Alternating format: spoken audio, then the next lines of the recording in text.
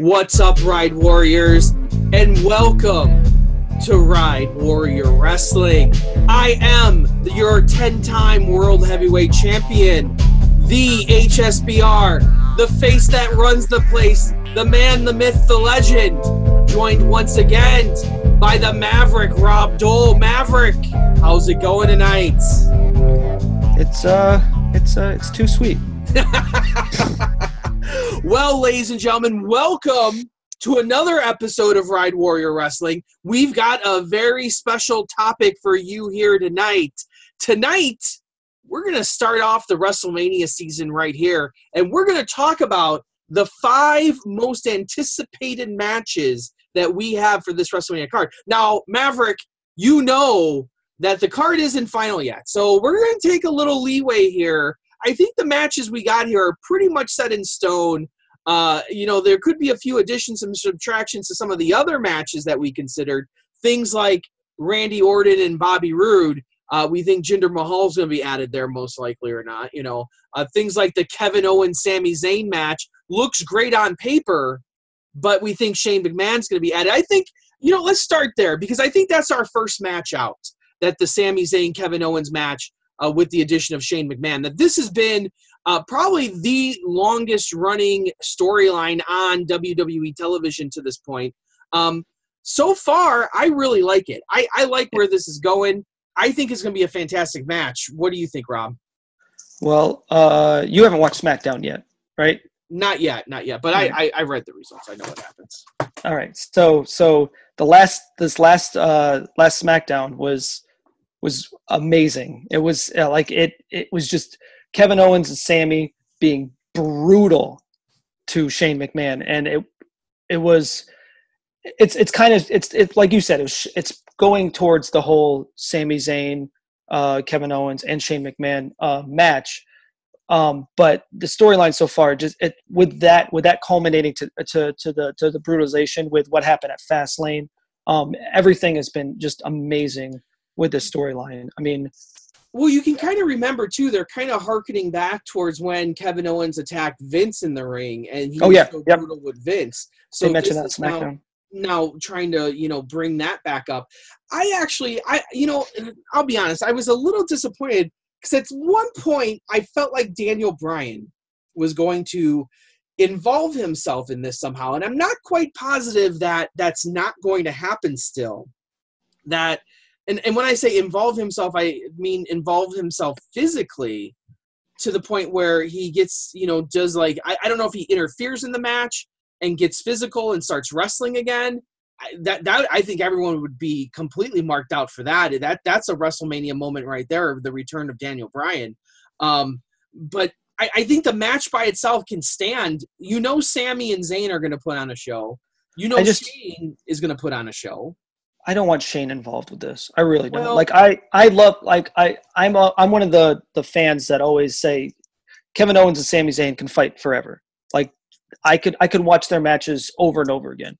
There's never been a dull match that they've ever had, even when they were in their independent scene, which I know you love so much. Yeah. But even with that, you had Sami Zayn as El Generico and Kevin Steen. Those matches were crazy. I mean, have you ever seen the ladder spot that they had with Kevin Owens? Oh my God. So, but the one thing that I think about though is with that, I almost feel like they're scared of having the Sami Zayn Kevin Owens match by itself, just because of what happened last year with Kevin Owens and Jericho.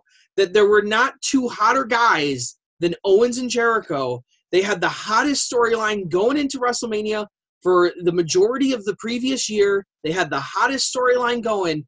And then at WrestleMania, most people will say it wasn't a bad match, but most people will say that it wasn't a good match either. Even in the 365 episode with Owens, he kind of, hinted that everyone felt that it was a disappointing match, that it didn't live up to the hype of what it was supposed to be. And I wonder if that's where Shane McMahon's going to get involved, that Shane McMahon's going to take, and granted, he's not a wrestler. He is a wrestler, but he's not one of the full-time wrestlers, that he gets involved. He's going to do all the high spots. He's going to do all the big moves. but that's what's going to make the crowd enthused and energize that crowd. Yes, I'd love to see a straight-up Zayn Owens match, but I think they're going to add in Shane McMahon just to ensure that what happened last year doesn't happen again. Did you like Kevin Owens and Shane McMahon when they fought for, what was that, SummerSlam? Yeah. Did you like that?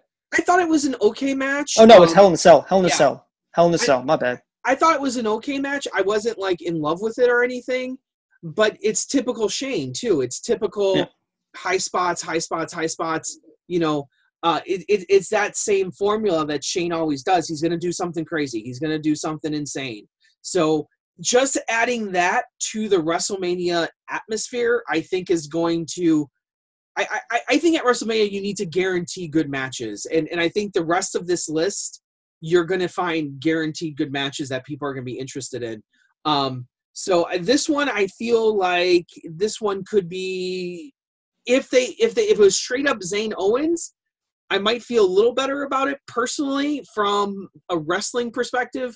But adding in Shane, I think it's going to satisfy the crowd. Yeah. Yeah, I know. So if they find a way to add Brian in there, then it might even be better. I think if they have Daniel Bryan get physically involved, and I'm really hoping they do, and it signals that Daniel Bryan is able to come back, maybe wrestle a limited schedule, I think that will make that match maybe be the match of the night. So what we're talking about here is a match that we're not even anticipating as the top 5 could easily jump up depending on what happens here to the best moment of the night. Honestly, yeah, absolutely. Like, that crowd's gonna go nuts if Daniel Bryan does anything in it. Like so. Actually, Shane did say that Bryan was going to come back next week, and he tried to do the whole yes thing, and the crowd was not even taking it at all. It was hilarious because the crowd was dead when he mentioned Bryan coming back. Nobody did the yes chant. I don't know. Bryan might be. So the next match we have on the list is number 5 is a match that you're excited for, but I could almost care less about, and that is the Charlotte Asuka match. Now, you can criticize me all you want, but I am not an Asuka fan. I don't think I've ever seen a good Asuka match since she's come in to the WWE, since she was in NXT, since she's come up.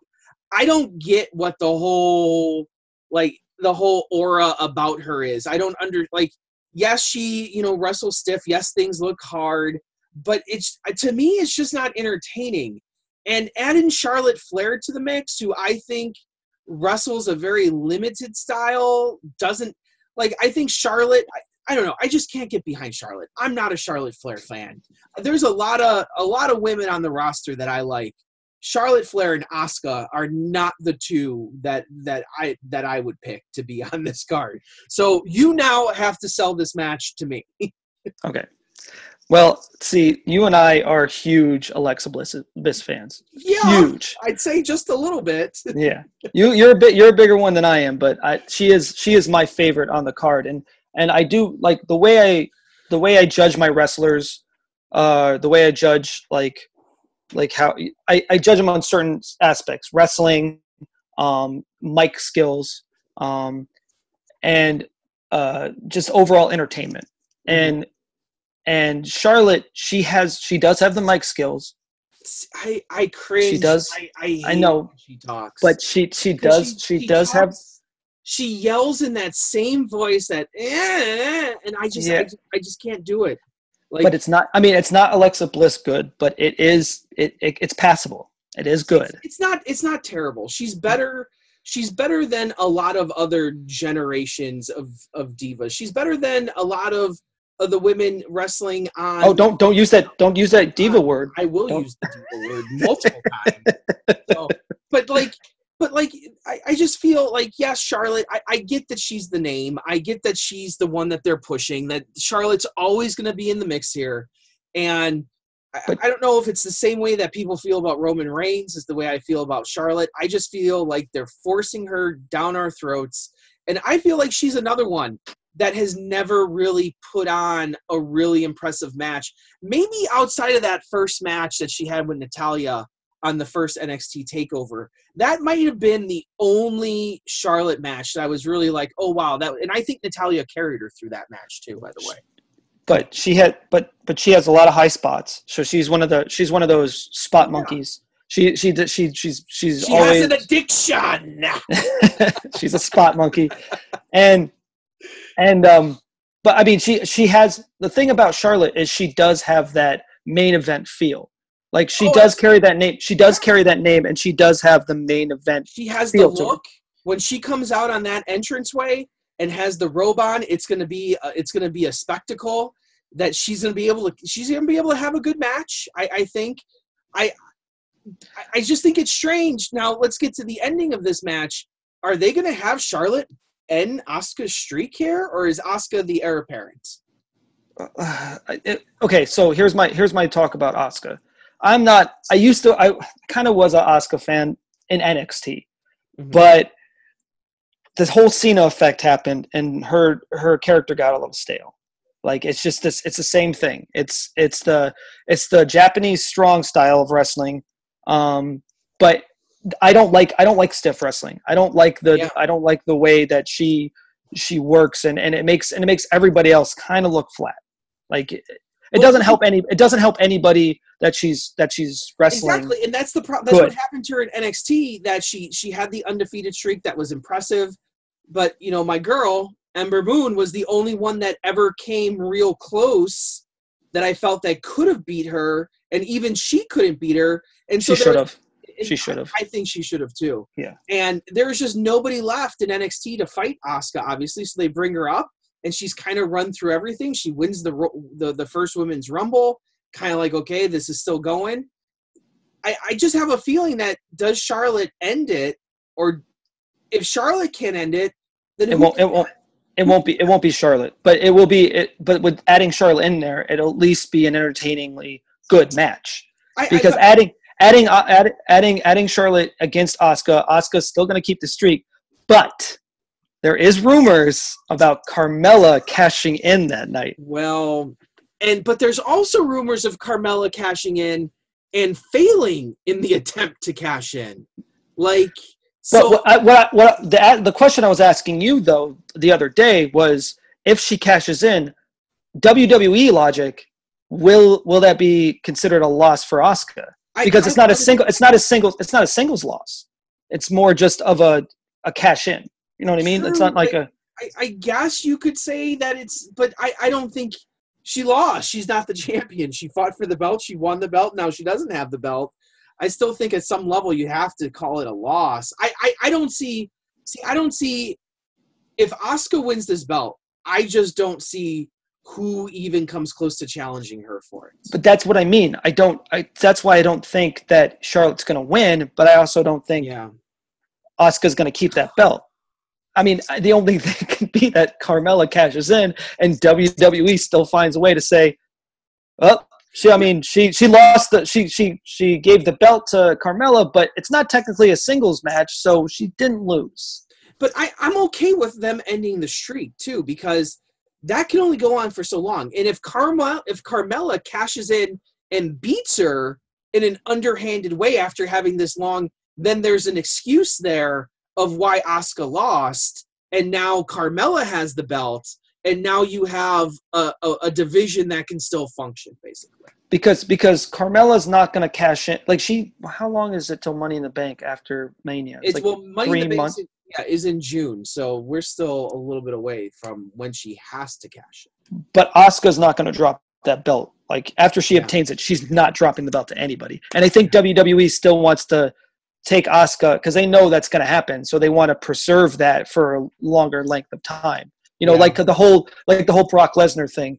Keep it to Mania kind of thing from a certain point. So I don't really see Asuka winning that match. I mean, I see her winning it, but I don't see her ending up with a title afterwards. Yeah, I think you may be right on that. The next match we're going to talk about is one that was just booked on Raw this week, and that is the one match that I think wrestling fans have been waiting for for a very, very, very, very, very long time. One match that we've never seen, which is really outstandingly weird. And no, I'm not talking about Cena Goldust, which we saw, on Raw. That is also very strange that we've never seen those two wrestle ever. But I'm speaking of Cena and Undertaker, the two possibly biggest stars of their respective decades, and they've never crossed paths. And now finally we get Cena challenging Undertaker after the big, long, drawn-out stuff. We saw Cena go through, which I thought was a pretty good storyline, with him failing after attempt after attempt after attempt and keep coming up short. He's a pretty, I won't say he's an amazing actor. He's not Oscar worthy, but I think he's pretty good with expressing his emotions, and you felt for Cena, and then he comes out on Raw and challenges Undertaker. I have a big gripe with this, with the way they did it. I don't dislike the storyline. I thought it was very well done, but I thought there could have been another way that might have been better. But I'll let you talk about your thoughts first before I get to my gripe. All right, so I actually like the storyline between this whole Cena leading up to the Undertaker, because Cena, they made Cena out to be a free agent when he came back from his last stint with the Hollywood. Yeah. So, but I like the whole fact that he came in, he said, okay, I'm going to challenge for the Universal title, fails. And he's like, you know what? Okay, my road to WrestleMania is now going to rest at SmackDown. Goes to SmackDown, fails at Fastlane, yes. Right? Fails at Fastlane. Did a pretty good effort too, by the way. That was actually a pretty decent match. But before that, when we were talking about earlier, before that, he said he's not going to challenge the Undertaker because there's no way he can. He told the crowd that. He's like, there's no way I can challenge the Undertaker. But I think that was way of Cena saying, I'm not going to. That's the easy way out. I'm not taking the easy way out. Yeah. So he said, let me challenge for the belts and see if I can get those. And then once you saw at Fastlane, the defeat, that last match, at the ending of that last match was just so well done. So well done. Knocking the camera away. Yes, I absolutely. thought that was just perfect nuance. Yeah. Right. So I mean, even like, what was it? It was after the Raw pay-per-view where he was on the Raw Talk when he was talking about like he doesn't know what he's going to do next. I even thought he was retiring. I was like, what is he talking about? Like, John Cena is, I don't care what anybody says about John Cena. All right. I'll boo Roman Reigns and all that, but I love John Cena. That guy is WWE. Like, when John Cena turns it on, and I'm not saying that he always turns on. There's interviews and stuff that he mails in. I'm not going to claim that he doesn't.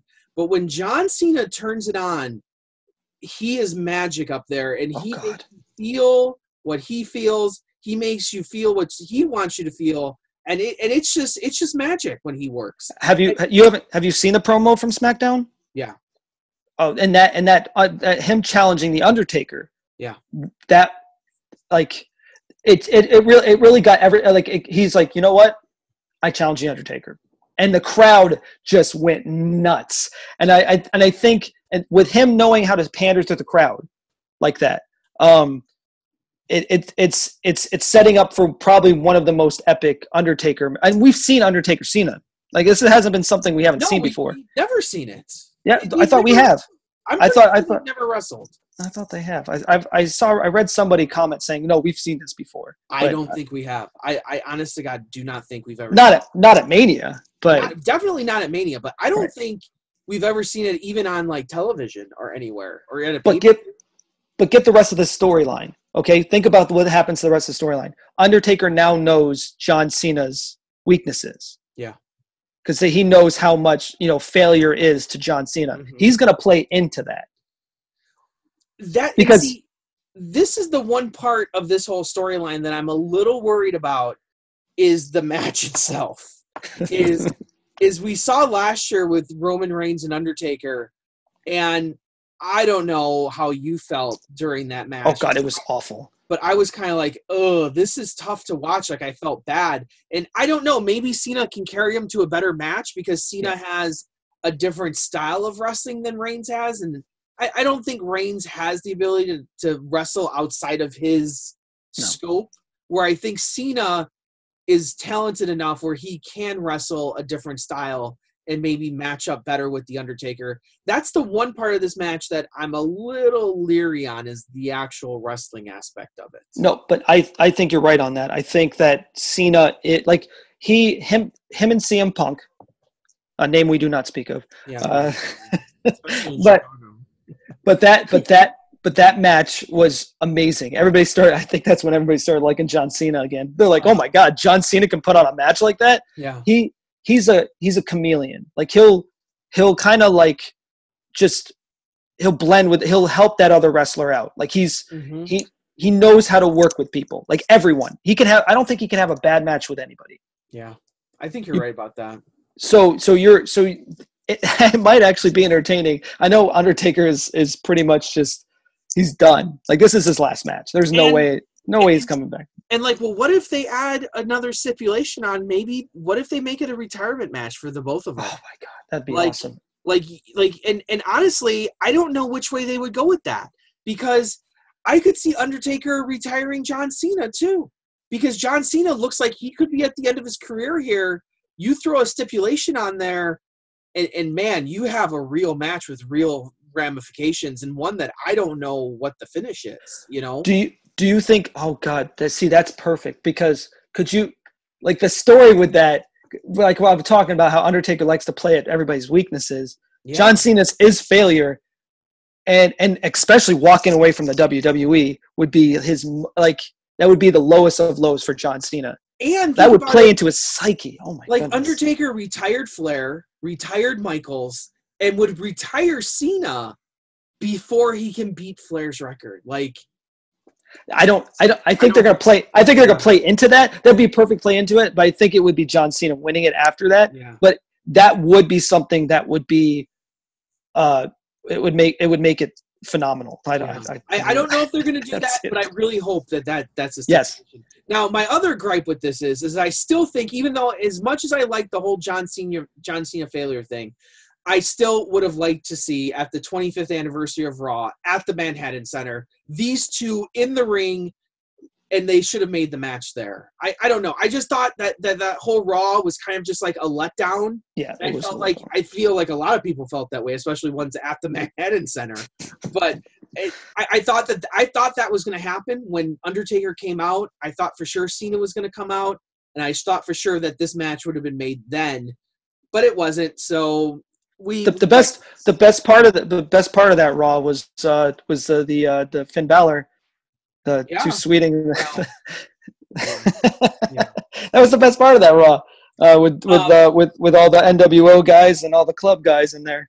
Well, it was something. It was something to see. I don't know. It was the best part of that Raw. There's no question. Not saying that it was the best of anything else, though. So the next match we're going to talk about is the mixed tag match. The Ronda Rousey, Kurt Angle versus Steph and Triple H. This is one, I don't know, some people were surprised when this came about. I'm like, this has been teased for 2 years. The only difference is it's not The Rock, that everyone thought it'd be The Rock and Ronda versus Triple H and stuff, but The Rock's predisposed doing other things. So it's Kurt Angle and Ronda versus Triple H and stuff. And I actually think Kurt Angle might give Triple H a run for his money as having a really good match with those two, especially when they're in the ring together with one another. I'm not sold on Ronda Rousey yet. I have to see her in the ring before, because I'm not impressed by Shayna Baszler at all down in NXT. That's junk and a half. I'm hoping Ronda has a little bit. The problem is Ronda's never wrestled a schedule before. Shayna Baszler has wrestled on the indies. She's been training at the Performance Center, Ronda has. I don't know what that's going to be. Maybe putting her in there with Stephanie is the best way to go, because there's not going to be a whole lot of expectations of a 5-star match there. All right. You're like, nah, this is not my match. No, I'm gonna go off on this match a little bit. Okay. So this is kind of my match where I'm it's a letdown. It's going to be a letdown for me. I just have a feel. Okay, Stephanie McMahon, she can't wrestle. Like she's bad. She never has been able to wrestle. She's wrestled a few times. Triple H couldn't put on a good match back in the day. Yeah.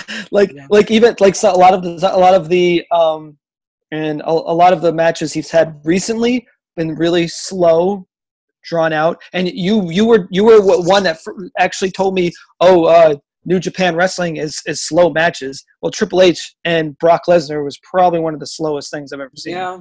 Yeah, no, it's slow. Like Triple H wrestles that slow style. He does the brawler type style. It'll be interesting to see what Angle does, because we saw Angle in that Shield reunion match, but we didn't really see Angle. No. Can he move his neck? Because it doesn't look like Kurt Angle can move his. I don't think so. I think he's had quite a few surgeries where he can't move it anymore. So and here, let me talk about Ronda Rousey for 1 second, because I hate her. I hate that she's in WWE. Like I am so totally against Ronda Rousey. She looked her promo work. She looks stiff. Like I mean, she looks like she's robotic. Like it's not. I mean, she couldn't even sell a slap. Well, and that's the thing is, I don't know. I'm trying to think. It's like, to me, it's not stiff. It's almost like naive. And if you pulled out any fan from the crowd and threw the fan in the ring, and I know she's a big fan, I'm just worried where, like, the same thing I'm worried with, like, Asuka winning the belt. It's like, where do you go from this? Where do you go from Ronda Rousey winning? Does Nia Jax win the belt and you do a Ronda Nia feud? Like, I don't know where you go from here with this. I don't think she's wrestling a full-time, like what we would consider a full-time schedule after this. Well, I think Ronda is going to have a ongoing feud with, you know how WWE does this whole WrestleMania stuff, and it's like, oh, it's a big match at WrestleMania, but they keep going on after WrestleMania. Makes the whole WrestleMania match worthless, because that's what's going to happen with Ronda Rousey and Stephanie McMahon. They're just going to keep going. It's going to be kind of like an Austin Mr. McMahon thing. Here's what you need. At some point soon, you need a Ronda heel turn, and you need to put her with Paul Heyman, the inevitable Ronda Rousey Paul Heyman, matchup, because Ronda could be interesting in the ring. She could be. We don't know. We've never seen her in the ring, so it's an unknown right now. That belly to belly wasn't that bad. Yeah. So, but we don't know. What we do know is that her mic work is kind of too starstruck. I don't know if she can pull off the heel, but you put her with Heyman, and now she's an automatic contender. And that's an interesting, the Paul Heyman girl, the first one. That could be something cool to watch. I think this match in itself, it's going to be fun because it's going to be a spectacle, much like the Sting Triple H match was. I know a lot of people wanted Sting Triple H to be more technical based, more wrestling based, and it turned into a farce, for lack of a better word.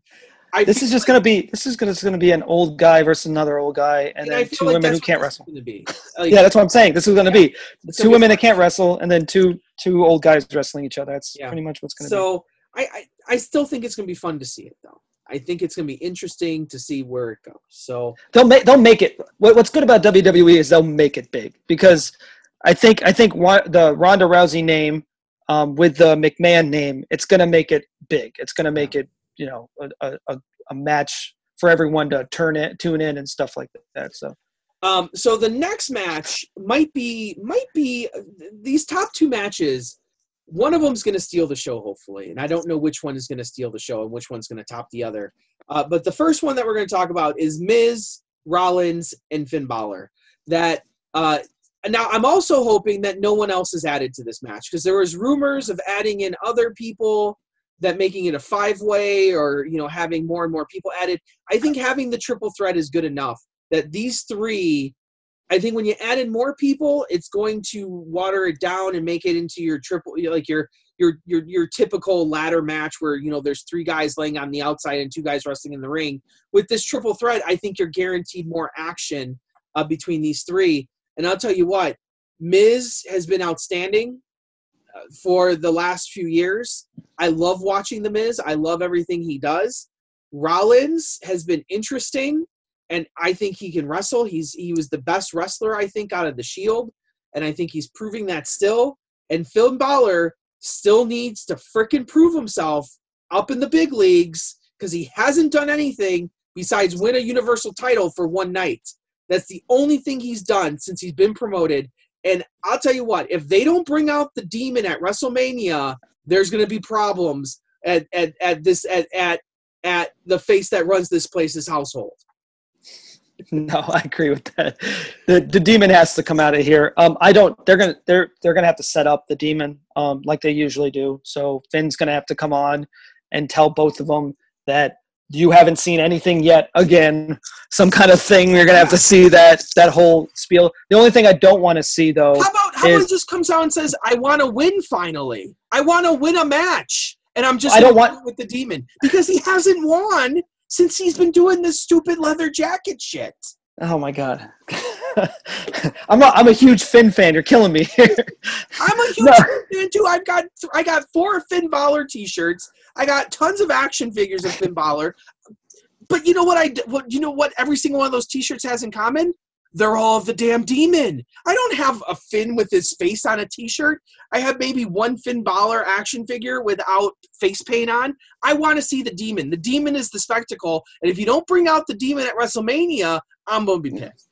No, but I mean, the only thing that I can see why WWE doesn't want to put out the Demon is because that's an automatic win. Demon's an automatic win. But not necessarily. He's been the Demon before and lost. Yeah, that was against Samoa Joe, like in NXT. Demon is still. You're telling me Miz or Rollins isn't better than Samoa Joe at this point in the eyes of the WWE? Like they're both bigger stars than Samoa Joe is. Yeah, but Demon Finn is an automatic win. Like once he comes out, that people are just like, oh well, because Miz is intimidated. He'll be easily intimidated, easily because that's his character. Seth has seen a Demon before, and he'll come on. I'm sure it'll be like a thing where Seth's like, "No, I've already faced the Demon. That doesn't scare me." And then Finn will come out with some new paint, and then you're like, oh, "Okay, he won the IC title."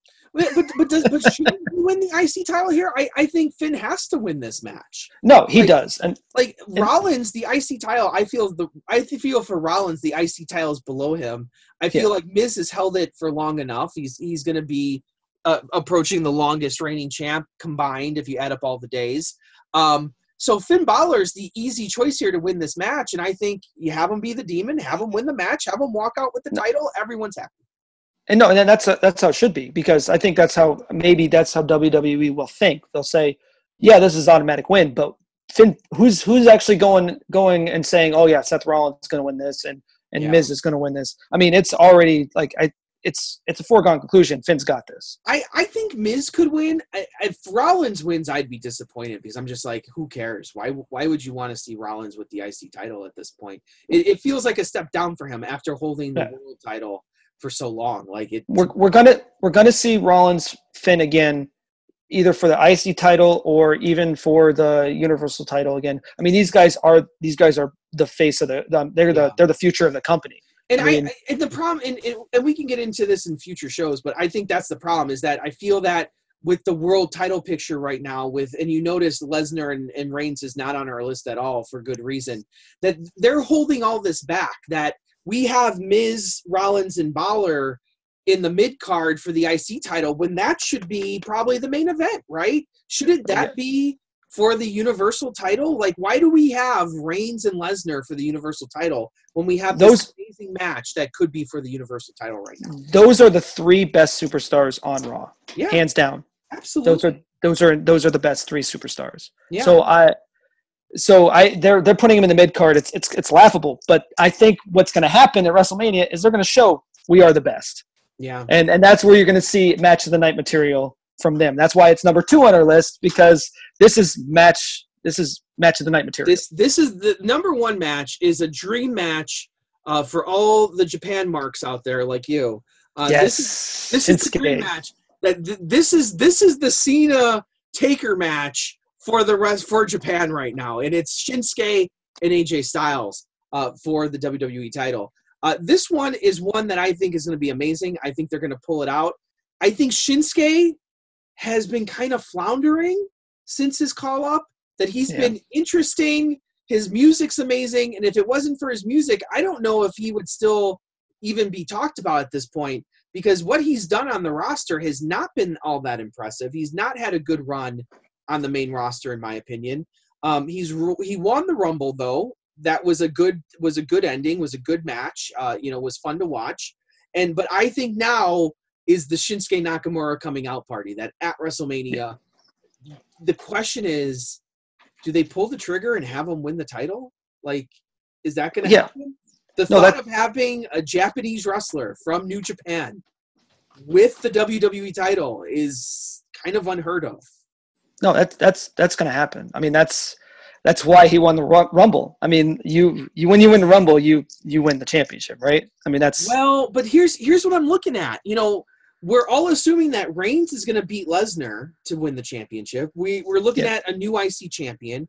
We're looking at a new women's champion, possibly on both sides. Yep. Doesn't one belt have to stay in the whole title holder's hands? Like, doesn't someone have to retain? And is someone AJ Styles? Not if they're trying to start a new, like they go, like, how WrestleMania is the end, like it's the culmination of everything happening in the last year, and then the next night or the next months leading up is kind of the restart. But there's always people that retain. Yeah, and I don't know, like you look at, like, there's Rude and Randy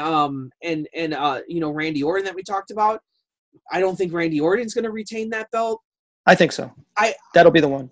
That's going to be the one. Maybe. Yeah, this match, though, is going to have a lot to live up to. So I think the issue with AJ and Shinsuke is that people expect this already. This is like the Steel Vengeance of wrestling.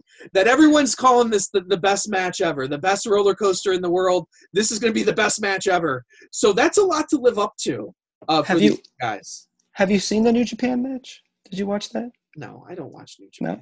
No, you didn't watch that? No, I don't. Are you sure? Yeah. You didn't like want to like Google it and look at it? No, I want to be wowed at WrestleMania.